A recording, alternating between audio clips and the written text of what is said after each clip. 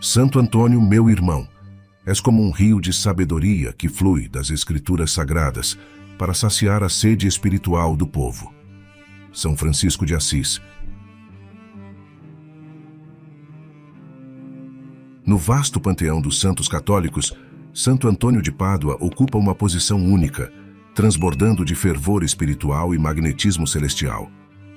Conhecido como o Santo dos Milagres, seu legado se estende muito além das fronteiras de Pádua, onde seu corpo descansa, reverberando por todo o globo onde os fiéis invocam seu nome em busca de esperança, cura e orientação. A vida de Santo Antônio é um compêndio de fé ardente, humildade profunda e uma dedicação incansável à pregação da palavra divina, que tocou corações e transformou vidas. Porém, a profundidade e a intensidade de sua luta espiritual e dos combates que enfrentou em sua jornada terrena são aspectos frequentemente eclipsados pela aura de seus milagres.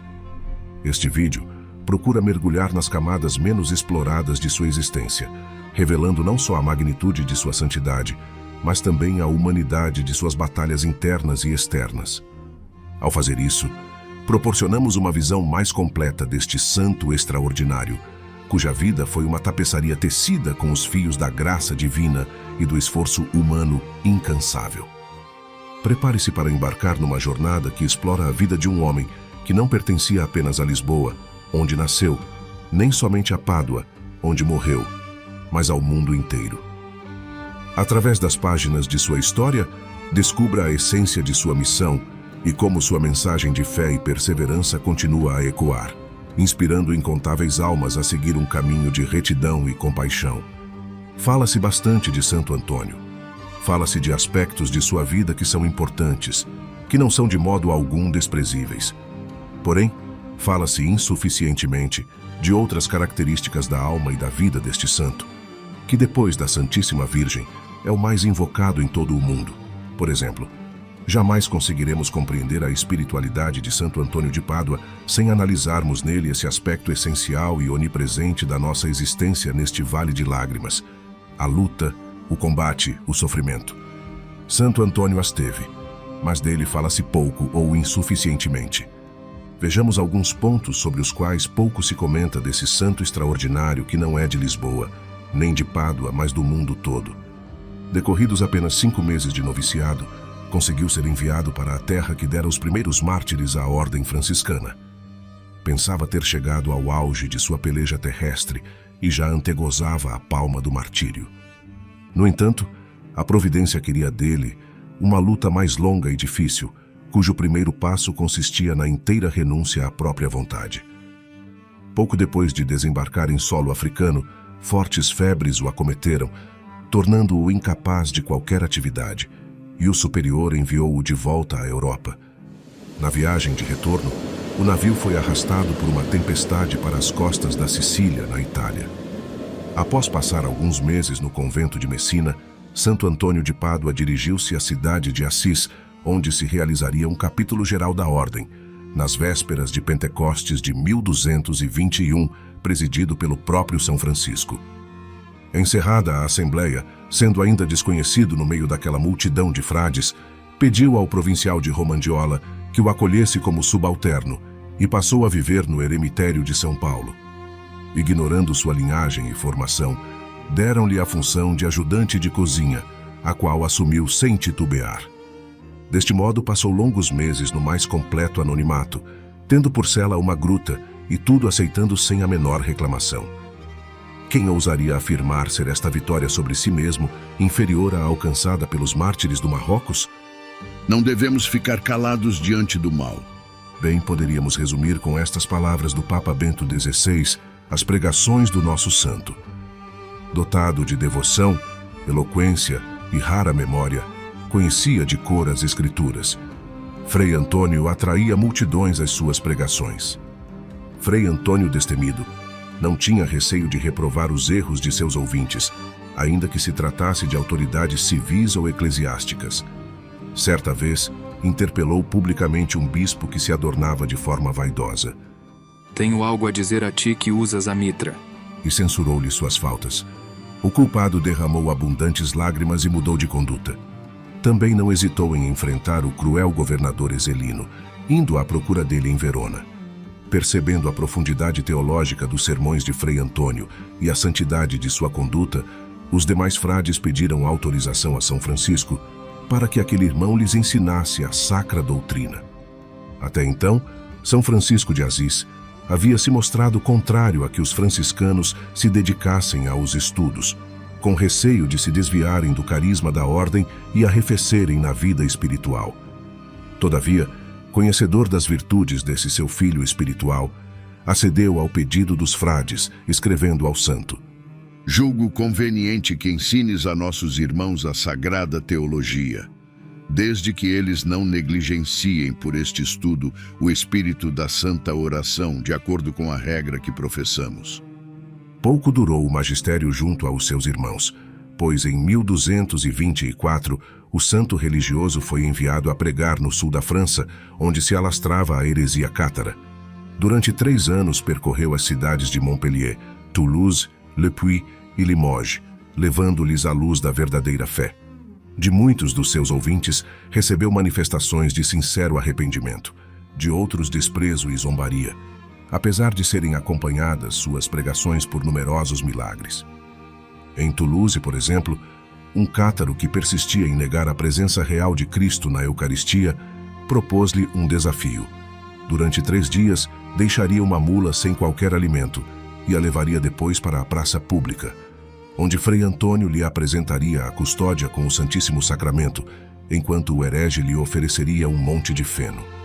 Assim se fez, e o animal, ainda que faminto, não provou o alimento sem antes fazer uma profunda reverência a Jesus Eucarístico. Muitos se converteram à vista de tamanho milagre. Em 1227, Frei Antônio deixou definitivamente a França. Tendo sido convocado para um novo capítulo geral da ordem, o primeiro a realizar-se após a morte de São Francisco de Assis, foi eleito superior provincial da Emília-Romagna, região na qual o santo passaria os 4 últimos anos de sua vida. A cidade de Pádua, sede do provincialato, recebeu em abundância o calor de suas palavras e as manifestações de sua bondade para com todos. Com incansável solicitude, visitou também Ferrara, Bolonha, Florença, Cremona, Bérgamo, Brécia e Trento, levantando novos conventos, impondo hábitos aos noviços e, sobretudo, dando a todos o exemplo da santa pobreza. Deus havia retirado do mundo o poverelo, mas deixara a um segundo Francisco a tarefa de lutar para conservar a chama de sua obra. Os benefícios de sua santidade não se circunscreviam ao âmbito dos frades menores, pois se estendiam a toda a população. Não havia igreja capaz de comportar as multidões, às vezes 20.000 fiéis, que acorriam para ouvi-lo. E o próprio Papa Gregório IX, após ouvir uma de suas pregações de Quaresma, chamou-o de Arca do Testamento e de Escrínio das Sagradas Escrituras. Tantas atividades, contudo, eram entremeadas por períodos de recolhimento, nos quais restaurava na contemplação as forças para a ação. Encantava-lhe para isso o abençoado Monte Alverne, onde seu santo fundador recebera os sagrados estigmas, lugar grandioso e propício para o contato com o sobrenatural. Ali passou o inverno de 1228. Outros pontos ainda mais teríamos para serem aqui trazidos. Porém, se estes fatos apontados aqui despertam o desejo de conhecer outros, alcançamos nosso objetivo. A vida de Santo Antônio de Pádua é um exemplo eloquente de como a fé e a perseverança podem transcender as adversidades mais profundas e os desafios mais intensos. Nascido em Lisboa, mas imortalizado em Pádua, sua jornada não se limitou a um simples caminho de milagres, mas envolveu uma profunda batalha espiritual, renúncia e uma dedicação inabalável à pregação e à caridade. A luta interna e a firmeza de propósito de Santo Antônio, muitas vezes ofuscadas pela grandiosidade de seus milagres, revelam a verdadeira essência de sua santidade, sua capacidade de renunciar a si mesmo, enfrentando febres, tempestades e desafios heréticos, demonstra uma fé que não se abala diante das dificuldades, mas se fortalece nelas. Essa força interior, alimentada pela contemplação e pela comunhão constante com Deus, fez de Santo Antônio um farol de esperança e inspiração para gerações. Sua pregação destemida, que atraiu multidões e converteu corações, é um testemunho da força transformadora da palavra divina quando proclamada com verdade e convicção.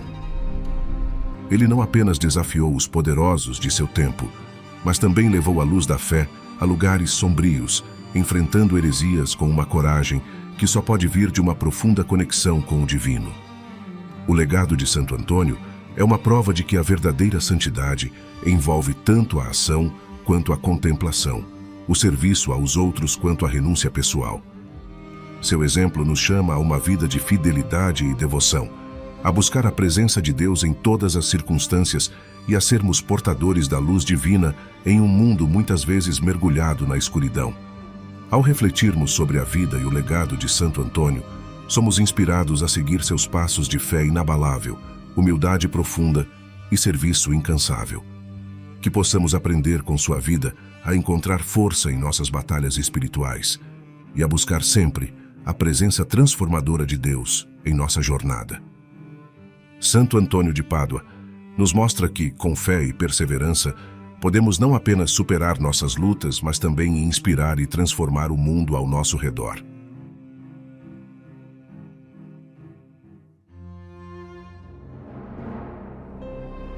Ó glorioso Santo Antônio de Pádua, cuja vida resplandece com o brilho dos milagres e a força de uma fé inabalável, rogamos pela tua intercessão. Com fervor e humildade, trilhaste um caminho de santidade que nos inspira a buscar uma devoção profunda e sincera. Na vastidão do panteão dos santos católicos, ocupas uma posição única, transbordando de fervor espiritual e magnetismo celestial.